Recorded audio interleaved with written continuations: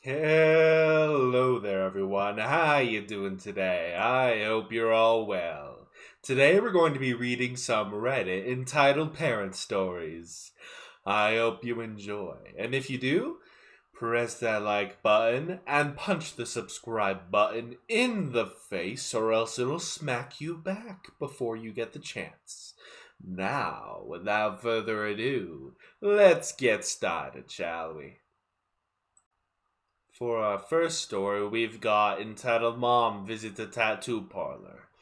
Many years ago, my boss got a call to do a quote at a tattoo parlor. We went the next afternoon and met the owner, who I will call Tess. Although this was not her real name, she took us round the parlor, telling us what she wanted while my boss took notes. We were in a room behind the studio when one of her workers came in and told her in a fairly decent impression of Jack Nicholson from Batman, "I've got a live one here." Tess left to sort it out, and while my boss worked out the quotes, I went to the doorway to look into the studio to see what was happening. I could see Tess talking with a woman, EM, and her teenage daughter, who looked to be about 14 or 15. EM wanted her daughter to get a tattoo, but Tess said she was too young, by law. Entitled Mom said she was giving Tess permission, and Tess said she needed the law's permission, which she did not have. The entitled mom did not seem bothered by trivial legalities, and kept repeating that she was allowing her daughter to get the tattoos, as apparently parental permission overrides all official law. Tess was not swayed, and held her ground. The to and fro went on long enough for my boss to join me near the doorway, as he had finished writing up the quotes.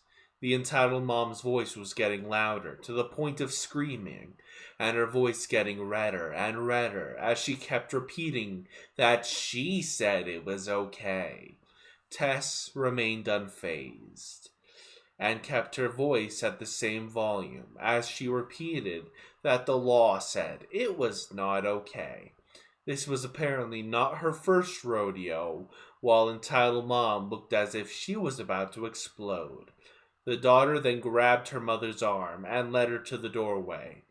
EM left with the parting shot that they were taking their business elsewhere, and this did not seem to bother Tess so much as it was meant to, as she calmly came back down to see if we finished the quotes. What a firecracker, am I right? Or am I right? For our next story, we got My Mom and Stepdad Think They Are Entitled to My Money.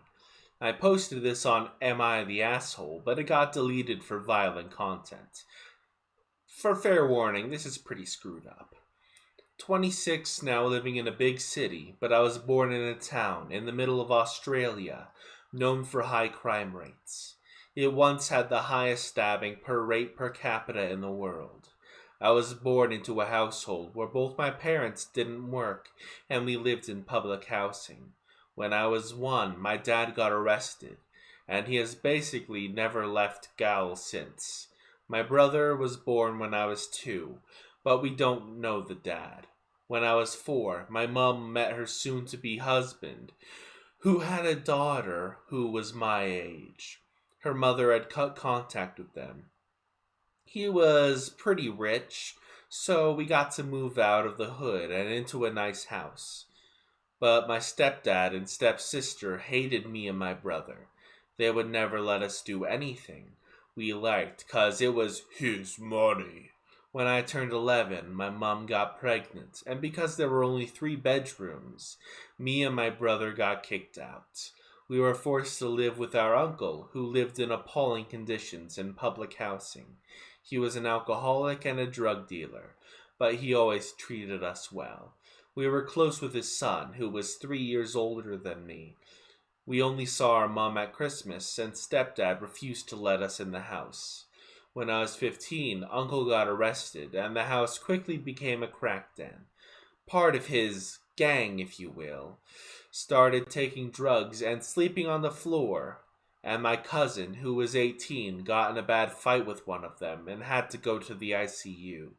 We asked Mom to move back in, but she said stepdad wouldn't want it and that we were big boys who could take care of ourselves. We ended up having to live with my dad's sister, who was in an abusive relationship, and we slept on her floor. Uncle came back after a few months, but was a changed man. He had been recruited in Gao and was now in a proper gang. When I finished school, I got a good scholarship to a uni in the city. When I came back at the end of my first year, my 16-year-old brother was involved in the gang. Mother and stepdad cut me off completely when I turned 18, and my brother when he turned 16. I got a very good job and have since made a serious amount of money. Last year, after a police shooting near my town, the unrest sparked and the gang wars have exploded. My uncle got arrested, my cousin was forced to flee, and I bought my brother over to stay with me, and I am paying for his TAFE. After Mum and stepdad heard this, they invited us to the family Christmas, which was dangerous for my ex-gang brother, but we went because we thought they wanted to reconnect. We went, and it was nice seeing 15-year-old half-sister for the first time since she was 7. But then they demanded that I help pay for my stepsister's car and house, as well as buy my half-sister a car for her 16th birthday. They also had the flippin' audacity that I helped pay for their retirement house on the beach for $5 million. For all the things we've done for you. Me and my brother left, but my mom has been blowing up my phone. Stepdad reckons because he let us live in his house until I was 11. We owe it to him. We're back at my house in the city. And then yesterday, just after I posted this on Am I the Asshole, my stepsister showed up demanding that I pay for a new car for her. She has been outside my house all night screaming. Honestly, I think I'm starting to like my dad more, who has been spending his life in a gang. Jesus Christ. And for our last story, we have entitled Mom Steals My Entire Vegetable Garden.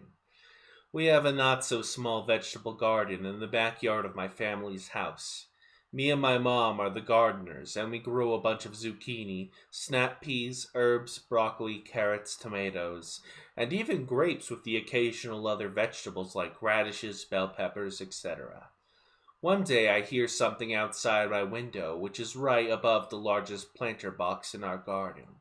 I look outside and see 2 kids from the neighborhood picking vegetables from the planter box. I run out and see the 2 of them have their arms full of zucchini and carrots and even some tomatoes. I ask what on earth they are doing, and they said, "We live in this neighborhood." I told them that they are our vegetables and they can't take them. And they just said, "It's our neighborhood too. We can have them if we want." And they took off before I could stop them, literally vaulting over the small fence that separates our side yard from the neighbors. Different neighbors, not the ones that were stealing. A few days later, I heard something outside my window again. I look out and see the kid's mom loading a basket with vegetables from the planter. I again rush out and see that her and the kids are loading baskets with everything they could grab. I watched as the mom grabbed a handful of the chives I had been growing and ripped them all out, roots and all. My mom must have heard me run out because she came out as well. She yelled, asking what they think they were doing.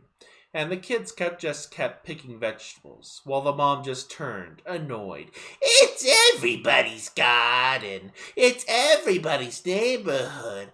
And we need the food," she said, still picking from the garden and desecrating my prized chives. My mom then told her that if she had just asked, we would have given her some. And even if it is everybody's neighborhood, it is our garden.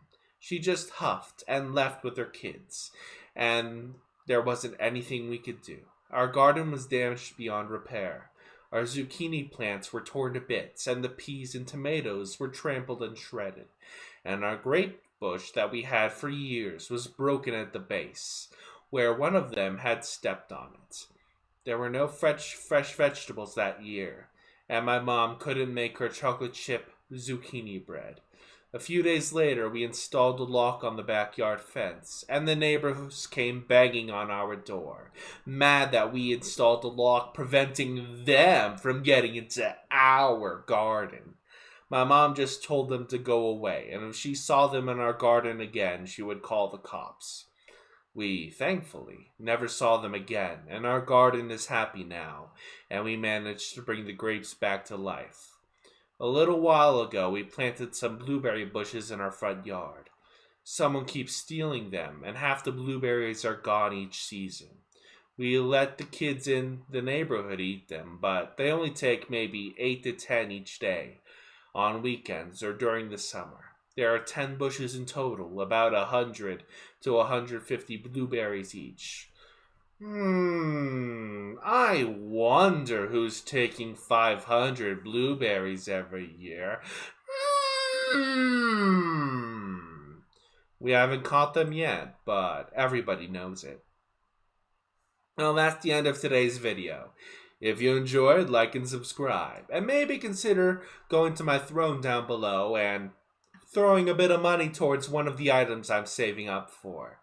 I'm trying to get new equipment to increase my video quality. Thank you very much, and I will see you next time.